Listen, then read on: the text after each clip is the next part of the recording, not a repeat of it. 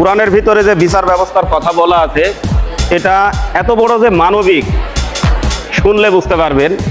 প্রথম নাম্বারে হচ্ছে যে ব্যক্তি অপরাধ করবে, যার কাছে অপরাধ করবে সেই ব্যক্তি যদি তাকে ক্ষমা করে দেয় তাহলে সে কিন্তু ক্ষমা পেয়ে যাবে। তাহলে যে ক্ষমার একটা ব্যবস্থা রাখা সর্বপ্রথমেই। দ্বিতীয় নাম্বার হচ্ছে অর্থদণ্ড করা, যদি ক্ষমা না করে তাহলে তার ক্ষতিপূরণ দেওয়া, অর্থাৎ অর্থদণ্ড। তৃতীয় নাম্বার হচ্ছে আপনার কিসাস, মানে হাতের বদলে হাত, চোখের বদলে চোখ, পায়ের বদলে পাও, মানে সমপরিমাণ বদলা।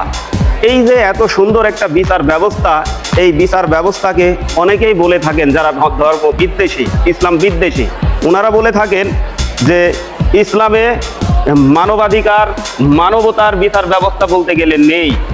তো আপনারা দেখুন, সর্বপ্রথমেই যে বিচার ব্যবস্থার কথাটা সেটা হচ্ছে কি ক্ষমা, দ্বিতীয় নাম্বার হচ্ছে কি অর্থদণ্ড, তৃতীয় নাম্বার হচ্ছে কি সমপরিমাণ বদলা।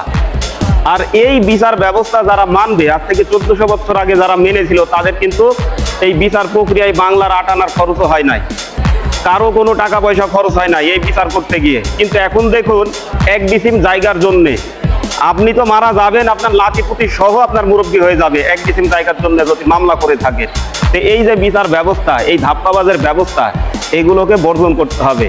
আর সবচাইতে পৃথিবীর বুকে মানবিক বিচার ব্যবস্থা বলতে গেলে, মানবাধিকারের বিচার ব্যবস্থা বলতে গেলে এই পবিত্র কোরআন। সেটা আপনারা ভালোভাবে চেক করে দেখুন। সবাইকে আল্লাহ হাফেজ।